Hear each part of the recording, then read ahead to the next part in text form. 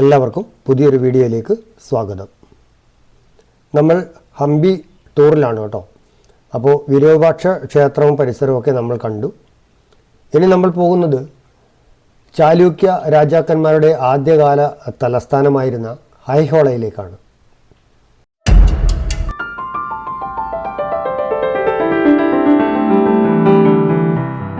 അപ്പോൾ ഐഹോളയിലെ വിശേഷങ്ങളിലേക്ക് കടക്കാം.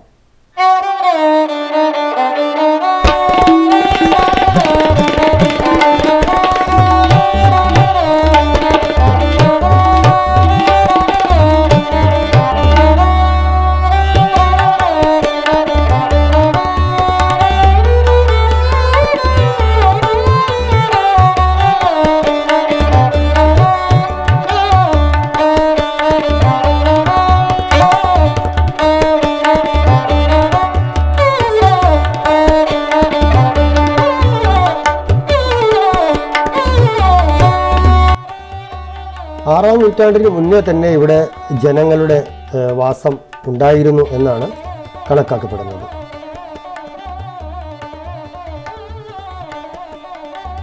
ഐവള്ളി, ആര്യപുര എന്നും അറിയപ്പെടുന്ന ഐഹോൾ ഇന്ത്യയിലെ കർണാടകയിലെ പുരാതന മധ്യകാല ബുദ്ധ, ഹിന്ദു, ജൈന സ്മാരകങ്ങളുടെ ഒരു ചരിത്ര സ്ഥലമാണ്. ഇത് AD 6-ാം നൂറ്റാണ്ട് മുതൽ 12-ാം നൂറ്റാണ്ട് വരെയുള്ള പഴക്കമുള്ളതാണെന്ന് കണക്കാക്കുന്നു. ഈ സ്ഥലത്തെ അവശേഷിക്കുന്ന സ്മാരകങ്ങളിൽ ഭൂരിഭാഗവും 7-ാം നൂറ്റാണ്ട് മുതൽ 10-ാം നൂറ്റാണ്ട് വരെ ഉള്ളതാണ്. ചാലൂക്യ രാജാക്കന്മാരുടെ ആദ്യകാല തലസ്ഥാനമായിരുന്ന ഐഹോളെ കർണാടക സംസ്ഥാനത്തിലെ ബഗൽകോട്ട് ജില്ലയിലാണ് ഈ പുരാതന പട്ടണം. ധാരാളം പുരാതന ക്ഷേത്ര സമുച്ചയങ്ങൾ ചിതറിക്കിടക്കുന്ന ഇവിടെ ജൈന, ബുദ്ധ, ഹൈന്ദവ സംസ്കൃതികൾ ഉണ്ടായിരുന്നുവെന്ന് പുരാവസ്തു ഗവേഷകർ ചൂണ്ടിക്കാട്ടുന്നു. ഇവിടെ നടത്തിയ ഉത്ഖനനത്തിനിടയിൽ ചാലൂക്യർക്ക് മുമ്പുള്ള കെട്ടിടങ്ങളുടെ അവശിഷ്ടങ്ങൾ കണ്ടെടുത്തിട്ടുണ്ട്.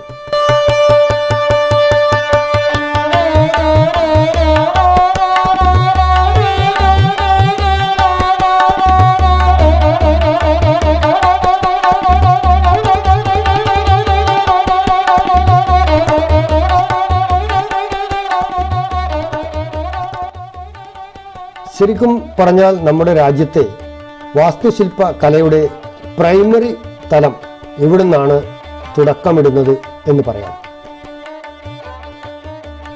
സമീപത്തുള്ള ബദാമിക്കൊപ്പം ഐഹോളും 6-ാം നൂറ്റാണ്ടോടെ ക്ഷേത്ര വാസ്തുവിദ്യ, ശിലാകലാസൃഷ്ടികൾ, നിർമ്മാണ സാങ്കേതിക വിദ്യ എന്നിവയിലെ പരീക്ഷണങ്ങളുടെ കളിത്തൊട്ടിലായി ഉയർന്നു വന്നു.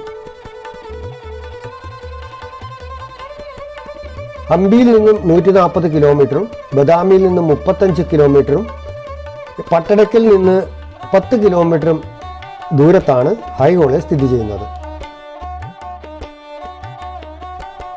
കൃഷിയിടങ്ങളും മണൽക്കല്ലുകളും നിറഞ്ഞ കുന്നുകളാൽ ചുറ്റപ്പെട്ട ഈ ചെറിയ ഗ്രാമത്തിന് ചുറ്റും സ്ഥിതി ചെയ്യുന്ന ഐഹോൾ ബാലക്കോട്ടെ ജില്ലയിലെ മാലപ്രഭ നദീതടത്തിൽ വ്യാപിച്ചു കിടക്കുന്ന 120-ലധികം കല്ലുകളും ഗുഹാക്ഷേത്രങ്ങളും ഉൾക്കൊള്ളുന്ന ഒരു പ്രധാന പുരാവസ്തു സ്ഥലമാണ്.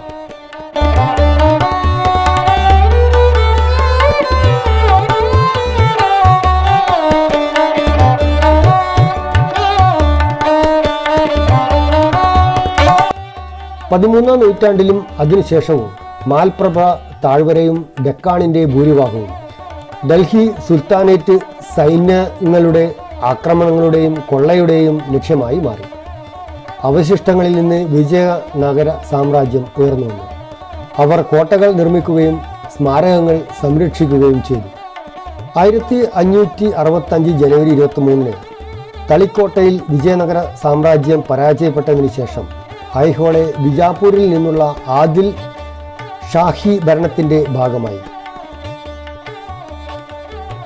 ചരിത്രം നോക്കി കാണുമ്പോൾ ഇതിൽ ചില മുസ്ലിം കമാൻഡർമാർ ക്ഷേത്രങ്ങളെ വസതിയായും അവയുടെ കോമ്പൗണ്ടുകളായും ആയുധങ്ങളും സാധനങ്ങളും സൂക്ഷിക്കുന്നതിനുള്ള മറ്റ് കാര്യങ്ങൾക്ക് ഉപയോഗിച്ചിരുന്നു. ശിവന് സമർപ്പിച്ചിരുന്ന ഒരു ഹിന്ദു ക്ഷേത്രം പിന്നീട് ലാഡ് ഖാൻ ക്ഷേത്രം എന്ന് വിളിക്കപ്പെട്ടു. 8-ാം നൂറ്റാണ്ടിലെ ഒരു ശിവക്ഷേത്രം ബിജാപൂർ സുൽത്താനേറ്റിലെ ഒരു മുസ്ലിം കമാൻഡറുടെ പേരിൽ ലാഡ് ഖാൻ ക്ഷേത്രം എന്ന് പുനർനാമകരണം ചെയ്യപ്പെട്ടു. അദ്ദേഹം ഇവിടെ കുറച്ചു കാലം താമസിച്ചിരുന്നു എന്നാണ് ചരിത്രം പറയുന്നത്. ഹൈഹോളെ സന്ദർശിക്കുന്നവരുടെ പ്രധാന ആകർഷണമാണ് ദുർഗാക്ഷേത്രം. ദുർഗാക്ഷേത്രം ഹിന്ദു മതത്തിലെ ശൈവം, വൈഷ്ണവം, ശക്തിമതം എന്നീ പാരമ്പര്യങ്ങളിൽ നിന്നുള്ള ദേവീദേവന്മാരെ ആദരപൂർവ്വം പ്രദർശിപ്പിക്കുന്നു. ശിവൻ, വിഷ്ണു, ഹരിഹരൻ, മഹിഷാസുരമർദ്ദിനി ദുർഗ, എരുമ രാക്ഷസനെ കൊല്ലുന്ന ഗംഗ, യമുന ദേവതകൾ, ബ്രഹ്മാവ്, സൂര്യൻ, വരാഹ, നരസിംഹൻ തുടങ്ങി വിഷ്ണുവിൻ്റെ അവതാരങ്ങൾ എന്നിവ എല്ലാം ഇവിടെ ശില്പങ്ങളായി നമുക്ക് കാണാം.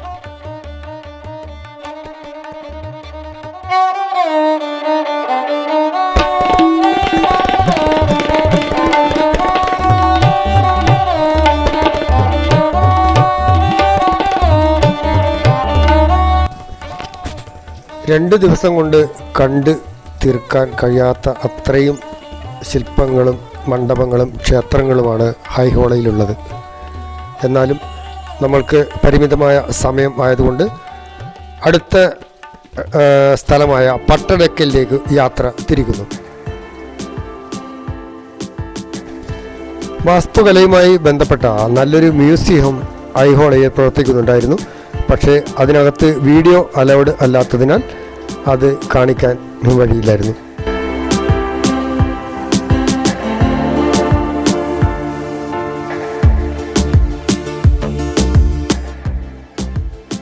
വഴിയിൽ ഒരു മനോഹരമായ ഒരു ക്ഷേത്രാങ്കണത്തിൽ നമുക്ക് ഭക്ഷണം കഴിക്കാനുള്ള സൗകര്യം ലഭിച്ചു. നമ്മുടെ ബസ്, കാളിയത്തിൻ്റെ ബസ് അവിടെ ഒതുക്കിയിട്ട് നമ്മൾ തയ്യാറാക്കി കൊണ്ടുവന്ന ഭക്ഷണം കഴിച്ചു. കാളിയത്തിൻ്റെ തനത് ശൈലിയിലുള്ള നമ്മുടെ നാടൻ ഭക്ഷണമായിരുന്നു. അപ്പോൾ തന്നെ അവിടെ ക്ഷേത്രത്തിൽ അന്ന് അന്നദാനം ഉണ്ടായിരുന്നു. അവിടെ ഒരു കേസരി എന്ന ഒരു മധുര പലഹാരവും അതിൻ്റെ കൂടെ ചോറും സാമ്പാറും അങ്ങനെയൊക്കെ ഉണ്ടായിരുന്നു. കുറച്ച് ആൾക്കാരും ഞാനൊക്കെ അതൊക്കെ ടേസ്റ്റ് നോക്കി. നല്ല ടേസ്റ്റായിരുന്നു. അപ്പോൾ അതൊക്കെ കഴിച്ച് നമ്മൾ അവിടെ നിന്ന് കുറച്ച് നേരം റെസ്റ്റൊക്കെ എടുത്ത് പട്ടടക്കലിലേക്ക് യാത്രയാവുകയാണ്.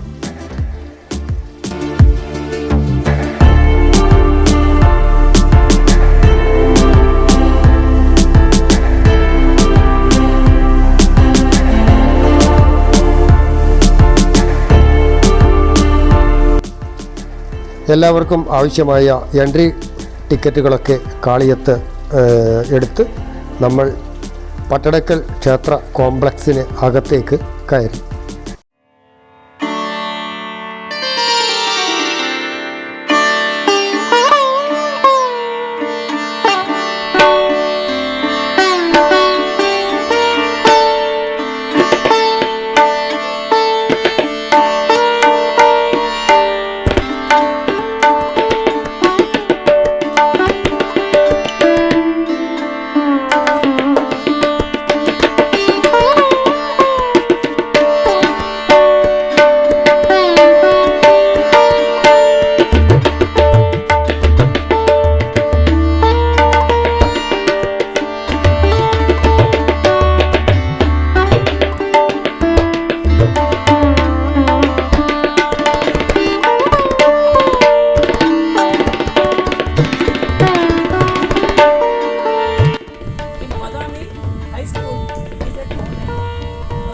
നമ്മുടെ ടൂറിൻ്റെ ഭാഗമായി കാളിയത്ത് ഹോളിഡേയ്സിൻ്റെ സാരഥികൾ ഒരു ഗൈഡിനെ നമുക്ക് വേണ്ടിയിട്ട് ഏർപ്പാടാക്കിയിട്ടുണ്ടായിരുന്നു. അദ്ദേഹമാണ് വിശദമായ ക്ലാസുകൾ നമുക്ക് വിവരിച്ച് തരുന്നത്.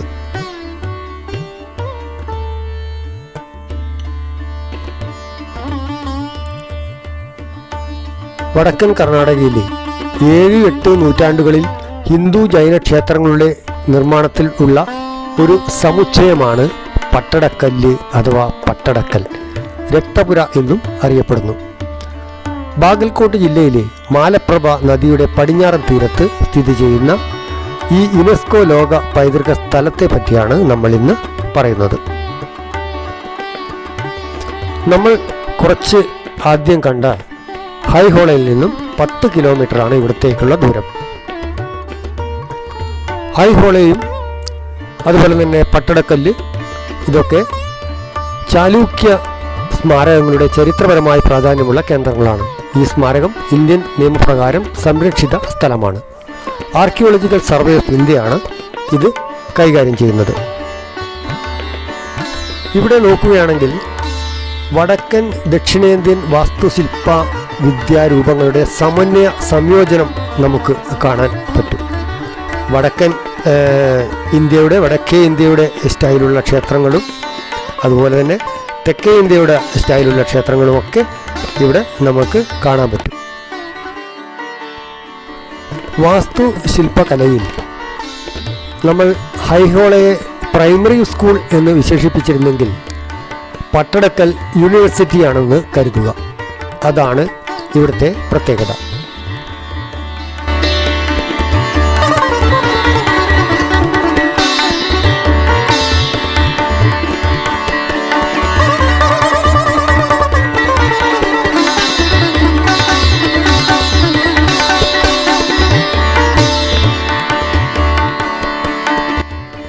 നമ്മൾ ഈ മുന്നിൽ കാണുന്നതാണ് മാലപ്രഭ നദി. കൃഷ്ണനദിയുടെ പോഷക നദിയായ മാലപ്രഭ നദി സമതലങ്ങളും മലനിരകളും നിറഞ്ഞ താഴ്വരയിലൂടെ ഒഴുകി തെക്കേ ഇന്ത്യയുടെ ചരിത്രത്തിൽ വലിയ പ്രാധാന്യവും സ്ഥാനവുമുണ്ട്. പശ്ചിമഘട്ട മേഖലയിലെ ബലഗാവി ജില്ലയിലെ കനകുംബിയിൽ നിന്നാണ് ഈ നദിയുടെ ഉത്ഭവം. പട്ടടക്കലിൽ എത്തുന്നതിന് 1 കിലോമീറ്റർ മുമ്പ് അത് തെക്ക് നിന്ന് വടക്കോട്ട് ഒഴുകാൻ തുടങ്ങുന്നു.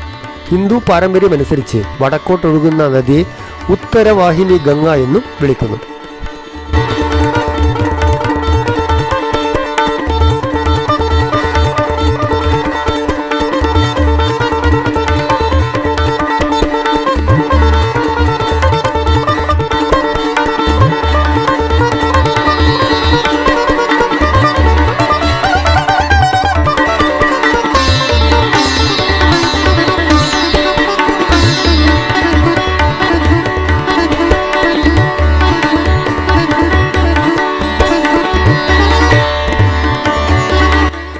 ചാലൂക്യ സാമ്രാജ്യത്തിൻ്റെ പതനത്തിനു ശേഷം 10ാം നൂറ്റാണ്ടിൽ ഈ പ്രദേശം ഭരിച്ചിരുന്ന രാഷ്ട്രകൂട സാമ്രാജ്യം ഈ പ്രദേശം പിടിച്ചെടുത്തു.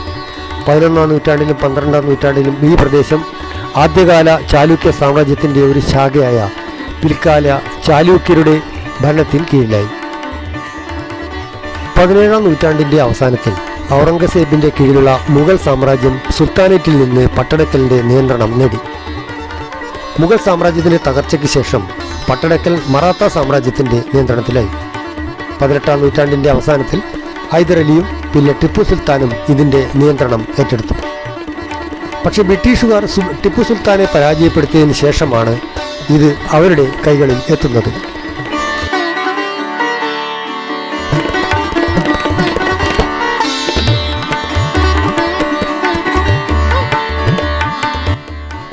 ഹംപി യാത്രയുടെ 4ാം ഭാഗം ഇവിടെ അവസാനിക്കുകയാണ്. ഇനിയും മുന്നോട്ടുള്ള യാത്രയിൽ മനോഹരമായ ദൃശ്യങ്ങളുമായി വരുന്നതുവരെ എല്ലാവർക്കും നമസ്കാരം.